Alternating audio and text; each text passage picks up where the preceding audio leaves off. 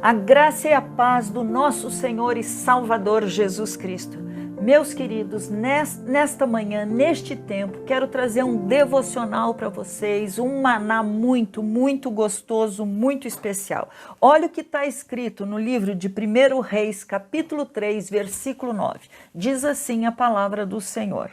Dá, pois, ao teu servo um coração compreensivo para governar o teu povo, para que, com prudência, saiba discernir entre o bem e o mal.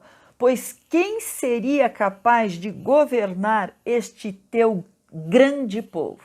Sabe, vamos trazer essa passagem, o texto dentro do contexto. Você sabe que eu amo falar desse jeito, eu amo fazer isso, porque é só assim que a gente aprende a palavra de Deus. Não dá para você pensar um versículo, retirar e ficar fazendo dele uma doutrina. Temos que saber o que está acontecendo.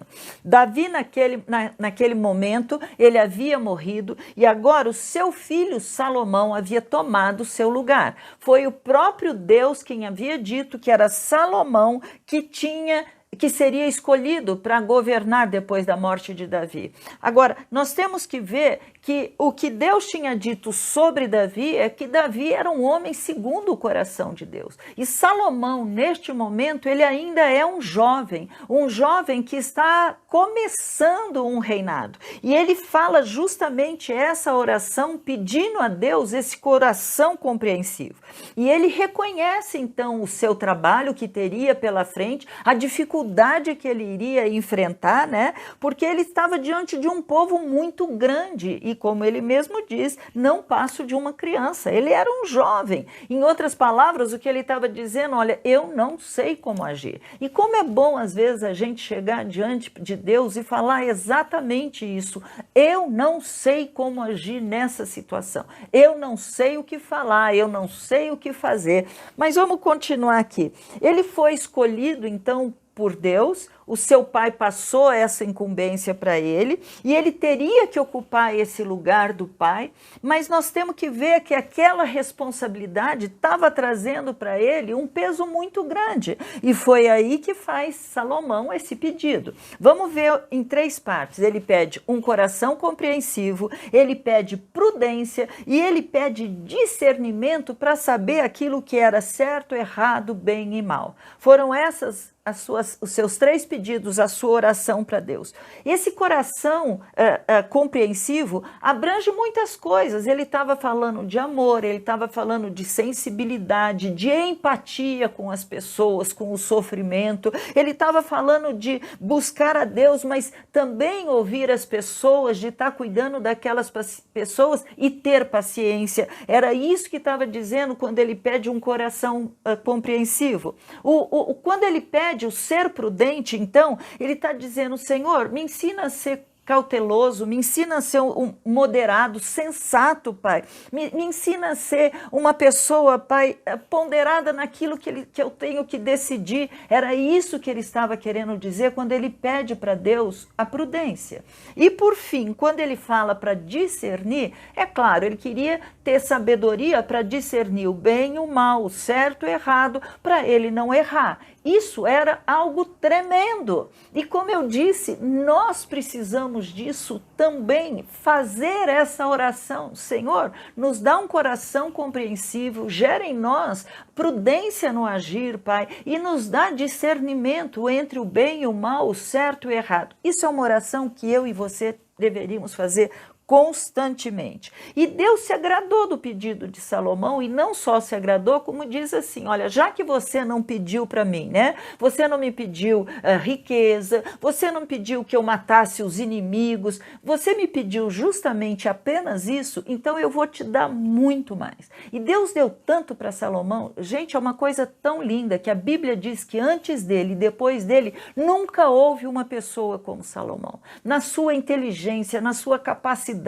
Salomão falou sobre tudo, falou sobre plantas, sobre animais, peixes, ele falou sobre tudo. As pessoas vinham de longe para poder ouvir a sabedoria de Salomão, e aquilo para eles se tornava assim respostas a muitas das perguntas que eles tinham. Você sabe, inclusive, que a rainha de Sabá, ela sai de lá para poder ouvir Salomão, para poder saber quem era esse homem, e ela tinha dúvidas no coração, e ela vem com ele uma série de questionamentos, e ele vai respondendo todas as coisas. Então Deus estava abençoando Salomão, Deus estava trazendo a resposta ao pedido de oração de Salomão. Havia muita graça sobre Salomão, e ele realmente, ele tinha diante de Deus, ele estava agindo de uma maneira totalmente correta. Mas o que aconteceu? Deus havia dito para ele que daria paz ao redor, em volta de Salomão. O pai, Davi, tinha sido um enorme, um excelente guerreiro. Ele havia lutado a ponto de Deus falar: não será você que vai construir um local para minha habitação, porque nas mãos de Davi tinha sangue.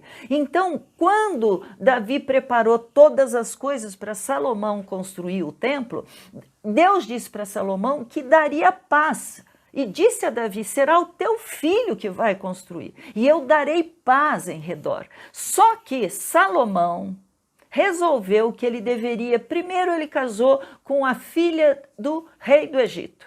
Você sabe disso, está escrito na Bíblia, e ele casou com ela justamente para ter paz ali naquela região do Egito.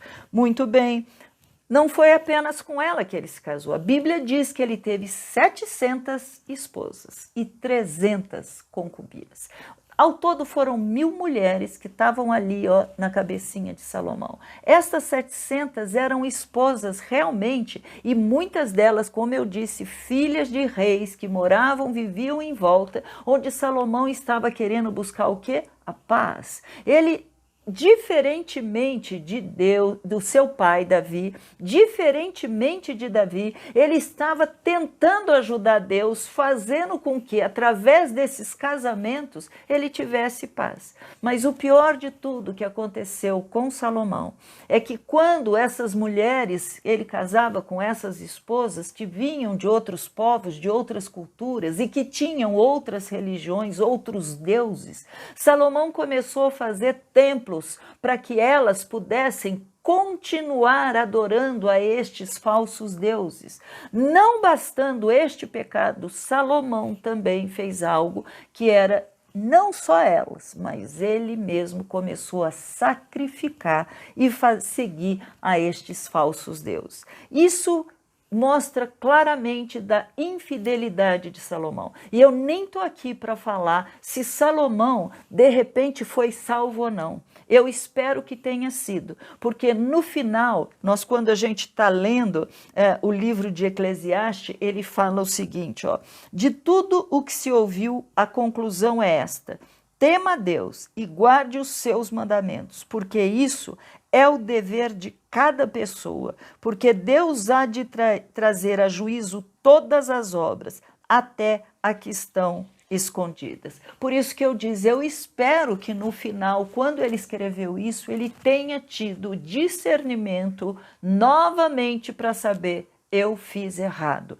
eu pequei contra Deus. Porque aqui ele está dizendo: Deus há de julgar, e ele está dizendo claramente: é dever de cada pessoa temer a este Deus. Então, isso daí, a Bíblia manda a gente não julgar quem vai subir ou quem vai descer. É a nossa esperança de um dia chegar lá no céu, e ele também está lá. Mas por que eu estou colocando tudo isso? Porque nós precisamos pedir para Deus, para ele sondar o nosso coração, para ele olhar dentro de nós e vendo que, apesar do Senhor já ter nos dado todas as bênçãos lindas, o Senhor tem nos dado sabedoria, o Senhor tem trazido para nós revelação dentro da palavra. Isso não é um problema somente meu, que tenho trazido, estudado com vocês.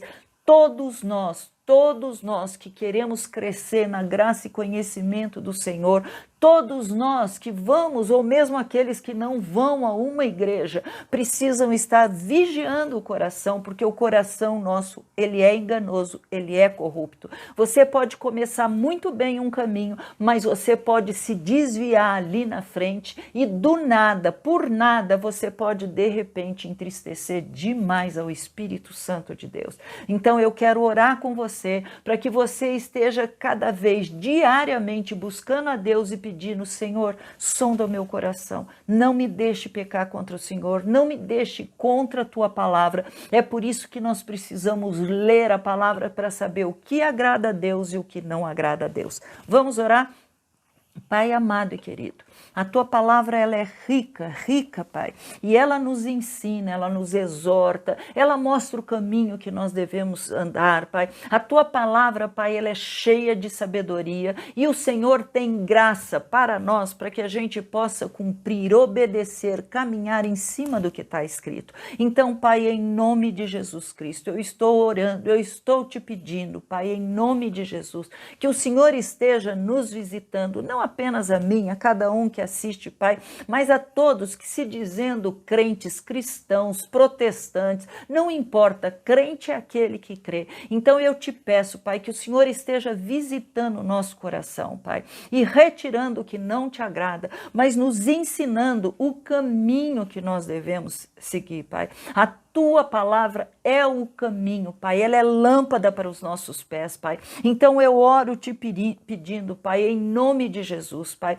que nós estejamos atentos, porque é tão fácil, Pai, é tão fácil escorregar, é tão fácil, Senhor, tropeçar, Pai, e começar a cair e depois, Senhor, o retorno é muito mais difícil. Então eu te peço, Pai, em nome de Jesus, humildemente, Senhor, eu te peço, Pai, que o Senhor esteja guardando, Pai, que o Senhor esteja nos dando discernimento e nos dando graça para dizer não ao pecado, porque pecado é pecado, Senhor, e nós não queremos te entristecer. É isso que eu oro em nome de Jesus. Amém?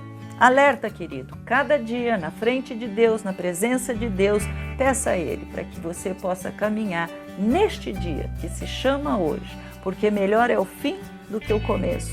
Então, para você poder chegar no final de dia e falar: glória a Deus, eu venci o pecado, eu venci o mundo, eu venci a minha casa, estou diante de Deus totalmente purificado e querendo mais e mais aprender com Ele. Amém? Deus te abençoe. Fique na paz do Senhor. Você pode acompanhar todo o nosso conteúdo baixando o nosso aplicativo ou seguindo as nossas mídias digitais usando o QR Code. Deus te abençoe!